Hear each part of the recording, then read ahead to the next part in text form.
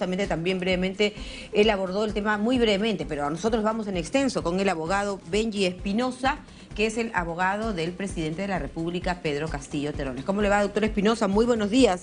Bienvenida a Noticias Mañana. Gracias siempre por su disposición para conversar con nosotros. Para el día lunes 13 está citado el primer mandatario, ¿no?, en el marco de esta investigación que involucra además también al señor exministro de Transporte Silva y a 6 congresistas de la República, en el marco de una presunta corrupción. ¿Cuál va a ser la respuesta del mandatario? ¿Asistirá o no? Porque está dentro de sus prerrogativas precisamente, ¿no?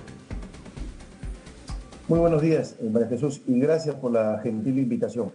Sí, lo primero que hay que establecer es que, cuando un presidente inconstitucionalmente se investiga, pero finalmente se le reputa investigado en este momento, se abren varios escenarios. Todavía no hemos definido cuál, pero voy a explicar cuáles son los que existen según la ley. Primer escenario, que el presidente acuda al despacho de la Fiscalía de la Nación. Segundo escenario, que el fiscal de la Nación acuda al despacho presidencial a tomarle la declaración al primer mandatario del Estado. Tercer escenario, que se pida un pliego interrogatorio por escrito para contestar, por escrito conforme a la ley. Entonces, esos son los escenarios legalmente permitidos y admitidos. Todavía no hemos decidido cuál va a ser el escenario que se va a seguir. Ya, sin embargo, no estaría, digamos, todavía podríamos decir que el presidente no ha señalado o no ha decidido no asistir. Claro, que ni se confirma ni se niega la asistencia. ¿Hacia dónde inclinaría su mensaje o su consejo, su asesoría, doctor Espinosa, para el presidente? Sí, en realidad ya me han preguntado antes, yo debo decir acá hay un velo de reserva respecto a las conversaciones que tengo con mi patrocinado, ¿correcto? Y tenemos también un consejo ahí.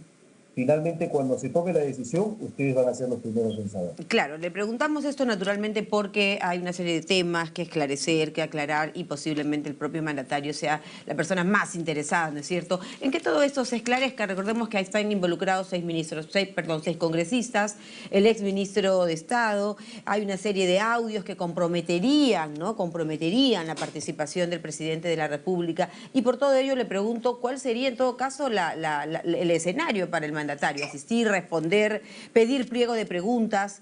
En fin, ¿cómo ve él esta situación, por ejemplo, de audios en las que se estaría comprometiendo la figura del presidente? Sí, lo que sí debo decir es que la actuación de la Fiscalía de la Nación siempre tiene que estar apegada a la ley. A mí me ha sorprendido que el día domingo se notifique por Twitter, y luego llegue al domicilio procesal que se ha señalado, que, por ejemplo, en el caso del exministro Silva es una absoluta arbitrariedad, porque lo notifican el domingo para que vaya a declarar el lunes. Fíjense, y eso es lo que no se ha difundido. Toda persona, ministro no, toda persona que está sometida a una investigación tiene un conjunto de garantías. Una de ellas es que se le comunique en un tiempo razonable. La ley dice, tiene que mediar entre el acto de notificación y la diligencia por lo menos 72 horas o 3 días. Y eso no se cumple, entonces la pregunta es, ¿y por qué hace eso la Fiscalía de la Nación? Y segundo, el punto importante, voy a tu pregunta. ¿En realidad la declaración de un investigado es un acto fundamental para la investigación? Y te respondo que no. Porque en realidad la declaración del investigado, que se llama declaración indagatoria, en investigación preparatoria, es un medio de defensa, antes que un medio de investigación. Correcto. En el caso de los audios, ¿no?, hay un tema que se ventila ahí claramente en el caso de haber tenido intermediarios y que finalmente se estarían logrando este tema de corrupción, ¿no? Conciliación abordada por Samir Villaverde y Juan Silva sí existió y se vincula pues a este señor exministro de Estado a haber trabajado de la mano con el presidente Castillo. ¿Usted qué responde a ello? Lo que te debo decir es que hasta ahora lo que tenemos de esos audios que se están propalando y que hasta el día de hoy no han sido sometidos a una pericia fonética, acústica, forense o de homologación de voz, yo te debo decir que son conductas de terceros.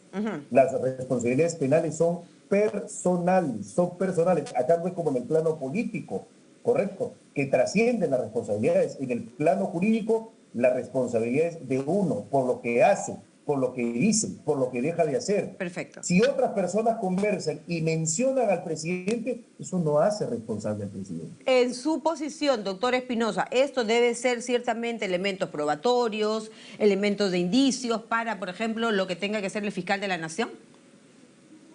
Sí, para que pueda valer como indicio, primero tiene que establecerse la legitimidad. La ley, el artículo 8 del título preliminar, el 159 del Código Procesal Penal es muy claro.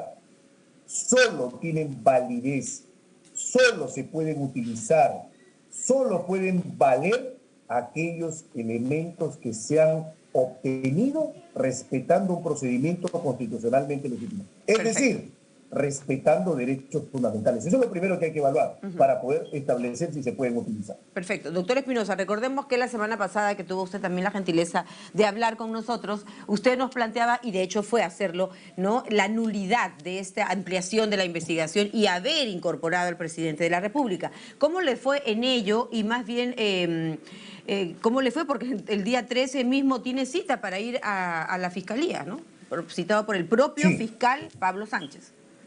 Como lo he dicho también, la nulidad en realidad es la llave que abre la puerta a la tutela. Nosotros no esperábamos que la Fiscalía de la Nación recule y retroceda y reconozca que se ha equivocado violando la Constitución. Entonces ya hemos sido notificados el día de ayer que la nulidad se declara infundada y entonces ya nos abrió la puerta porque ya presentamos, te comento, ya hemos presentado el pedido de tutela de derechos al Poder Judicial y el Poder Judicial prontamente debe convocar una audiencia de tutela de derechos porque la tutela de derechos se caracteriza por su brevedad. La eficacia está en el carácter sumario, célere y rápido del trámite de la tutela de derechos. Ya, discúlpeme usted para poderle entender. ¿En qué consiste, para qué sirve, digamos, en qué nivel de defensa ubica esa tutela de derecho al presidente? Una tutela de derechos es el mecanismo procesal por el cual uno le reclama, en condición de investigado, al juez le reclama que la Fiscalía está cometiendo desafueros, que la Fiscalía está violando la ley, que la Fiscalía, como en este caso, está violando la Constitución porque está sometiendo al presidente de la República a un procedimiento no preestablecido por la ley.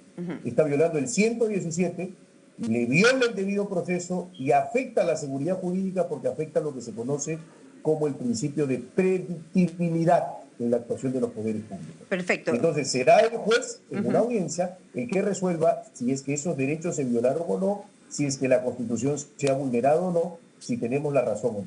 Correcto. ¿Ello podría interferir a que el mandatario participe de la diligencia del lunes 13? No, porque caminan por cuerdas separadas. Mientras la investigación prosigue, por otro lado, la tutela tiene su incidente, se ve en el Poder Judicial, la investigación en la Fiscalía de la Nación.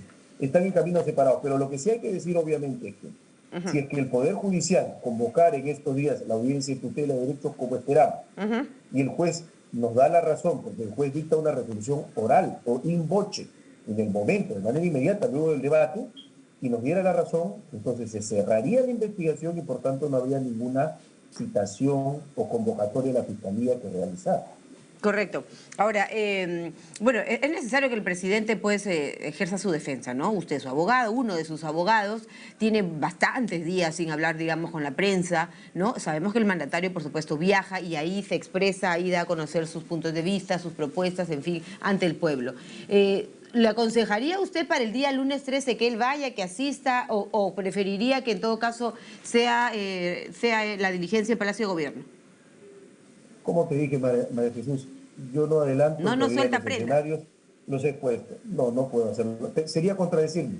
Hace un momento te dije que no voy a revelar, ahora tampoco. Ya que Espero estamos hablando de audios, quiero preguntarle por el tema que compromete la figura de la presidenta del Legislativo. Aquí ya no le pregunto obviamente como abogado de Pedro Castillo, le pregunto como jurista. ¿Qué caminos habrían en este caso? Se han soltado una serie de ideas, de pronto alguna acusación, no lo sé, pero usted tendrá que decirnos, luego de estos audios, ¿qué cabe?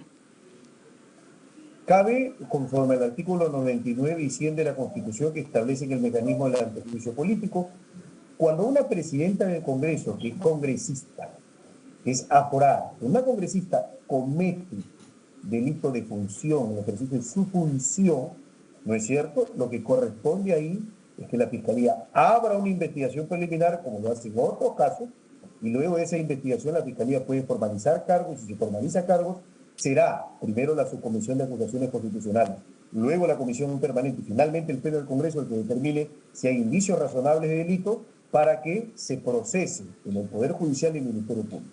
¿Qué delitos podrían haber acá? Podría haber lo que se conoce como los delitos contra el orden democrático constitucional, que es la conspiración para la sedición, para poder desconocer al gobierno legítimamente constituido por el presidente Pedro Castillo. Dado que, fíjense, se ha abierto acá una discusión en relación a declaraciones del presidente en el caso de traición a la patria, bueno, siguiendo la misma línea, esas declaraciones de la presidenta del Congreso deberían llevarla a ser investigada. A igual razón, igual derecho. A igual razón, igual derecho. Ella también cuenta con la figura de la protección, que se ha señalado hasta el hartazgo, que por ejemplo en el caso de los presidentes no se les puede sentenciar, ¿no? De pronto sí investigar, pero no sentenciar, o no sé si una acusación cabe en este caso, dado que usted está tratando de hacer un símil, entiendo, ¿no? Un símil entre las dos figuras. Sí, y es importante acá mostrarles a la opinión pública, a la audiencia, a la ciudadanía que entienda, acá hay dos disposiciones constitucionales importantes. Por un lado, el artículo 99. Los congresistas no podrán ser procesados, ¿no es cierto?, mientras el Congreso no lo autorice. Sí pueden ser investigados, pero no procesados. Y el 117 dice que el único funcionario del Estado peruano que tiene inviolabilidad es el presidente. El congresista, la presidenta del Congreso, no tiene la investidura que tiene el presidente respecto a la inviolabilidad. Los congresistas, ¿no es cierto?, tienen el derecho al antejuicio. El presidente tiene la investidura y la inviolabilidad. Correcto. El presidente, la presidenta del Congreso, por lo tanto, no. Claro, la presidenta del Congreso, su investidura no es inviolable. Puede ser sometida a investigación y luego el Congreso finalmente... Ella sí puede ser acusada en funciones, es lo que me quiere decir. Lo que quiero decir es que para que se le procese y para que se lleve una acusación contra la presidenta del Congreso, tiene que autorizarlo el Congreso. A través de un antejuicio. Precisamente. Gracias por esa aclaración. Le comentaba antes, ¿no? Le comentaba antes que ustedes ya han tenido la respuesta negativa a su pedido de que se anule la citación al presidente y usted me señalaba precisamente que evidentemente la respuesta ha sido no. ¿Qué sigue ahora? ¿Qué pasos van a seguir? ¿Qué puertas van a tocar? ¿Qué instancias siguen? Si es que las hay. Hemos presentado una acción de tutela de derechos ante el Poder Judicial. La competencia la tiene el Juzgado Supremo de Investigación Preparatoria de la Corte Suprema de Justicia de la República, quien, evaluando nuestra solicitud, haciendo la calificación de procedencia, convocará a una audiencia de tutela de derechos que es pública, que es contradictoria, que se actúa bajo ¿El Tribunal Constitucional está también dentro de las posibilidades que ustedes señalarían, el TC? Sí, está dentro de las posibilidades en la medida en que no encontremos justicia en el Poder Judicial, pero yo confío que un Poder Judicial sin apasionamiento, que no se deje presionar, que garantice lo que es un principio básico del debido proceso. La independencia nos puede dar la razón. Muy bien. Gracias, doctor Benji Espinosa, nuevamente por las respuestas y por este tiempo con Noticias Mañana. Muy amable. El abogado del presidente de la República, con total apertura, así se aborda el tema en este espacio. Así que gracias por esta comunicación con el abogado Benji Espinosa.